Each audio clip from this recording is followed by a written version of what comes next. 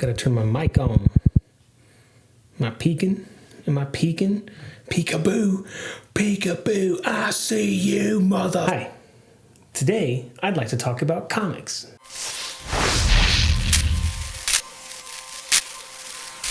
Today I want to talk about Hotwire Deep Cut by Steve Pugh and Warren Ellis. He mixes this wonderful story of hard science fiction and this woman who's redeeming herself after years of self-destruction and something. It doesn't matter what the story is. What's really cool is the art. Let's be honest, you're coming to a Steve Pugh comic because you want to see some badass art. Pretty cool story. It mixes a lot of really interesting hard science fiction. Hard science fiction traditionally uses real science to back up the structure of the story. It's what gives part of the logic of the story logic, where soft science fiction is more like the atmosphere and some of the tropes of science fiction to build upon any story. It can be a Western, and in fact, soft science fiction is often called a spin-off. That's the train. That's the train. That's one for the train.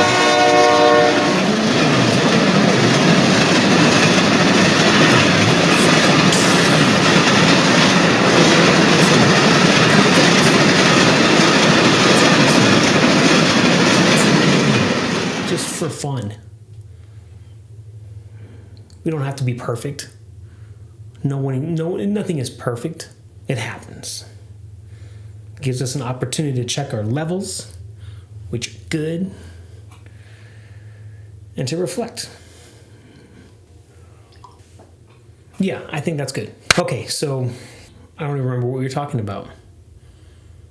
Let's talk about story. Hotwire Deep Cut follows Alice Hotwire. Basically, she's a super genius and an electromagnetic psychic detective. In this Hotwire world, souls are electromagnetic, which they are, and they become more pronounced with the electricity in our modern life. Because of that, whenever a ghost haunts or there's a lingering spirit somewhere, it comes out in the form of magnetism. And sometimes these spirits act malevolently.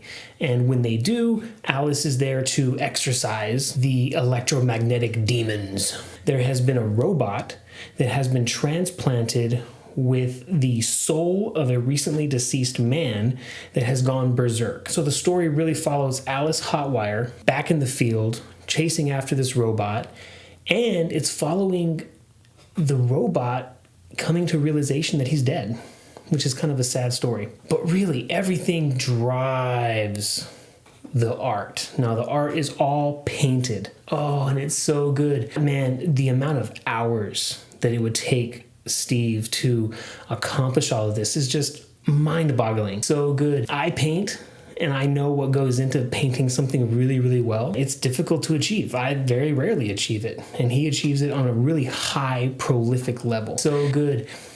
Man, there's so much virtue in that, giving us something like that as a gift to the world. The ability that Steve has here is to balance his style with a sense of realism. I mean, he's a master.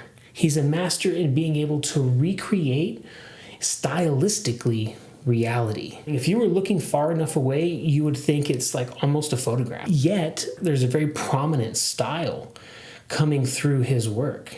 If you look at his work, you know automatically that's Steve Pugh. One of his signatures I've noticed in the composition of his pages, because that's a very important part of comic books, how you unfold the images as an illustrator. Even as a writer, how do you unfold the story? But as an illustrator, it's about how do you unfold the images so they kind of build into a crescendo. They come down into a lull. They move. They vibrate against each other. When you look at them really close, you see his brushstrokes. You see the way he puts paint and layers.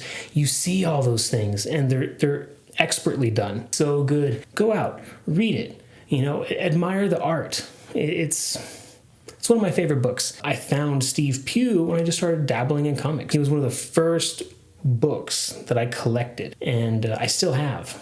You know, they've gone through different hands over time because I've moved from apartment to house and apartment to all over the place over the last few years. But they're back in my possession and I get to really enjoy them. This comes at a time when both artists have made a name. They have carte blanche. They can do whatever they want because they've done so much. And it's really cool when an artist, it's very rare, but it's really cool when an artist can get to the level where they can choose what projects they want to do, how they want to do them, and stick true to their creative vision. And that's exactly what this book is. This book is two artists getting together to make something they want to make. And it shows, you know, the amount of passion it takes to paint all those pages. Man, think about that. That's hours and hours and hours and hours and hours and hours and hours a day, every day for many, many days and months. And man, who knows? Maybe it took him a year to paint all that. You know, maybe he's a fast painter, maybe whatever. Still, it took huge chunks of dedication and focus and passion. And you really have to have passion for what you're doing for it to come out great, you know, or even good. You just be good. You got to have passion for what you're doing. And it shows when Steve Pugh comes out with these amazing paintings and they're just full of passion. You can tell he loves what he's painting. Man, it comes out in his line work, in the textures that he creates. I don't know if he's using watercolor or maybe a gouache. He could even be digital painting. I don't even know for sure. Because it doesn't matter what your tool is, right? You can be an old school painter where you have to mix your pigment and your mediums together, or you can be a new school painter who does everything digitally. It doesn't matter your medium. Both are perfect in what they are. The fact that this exists because someone took the time out of their life to create it, hell yeah, dude. If you like monsters, if you like motorcycles, if you like action and big explosions and stuff, hot chicks, then this is the comic for you, you know? Oh, and it's so good.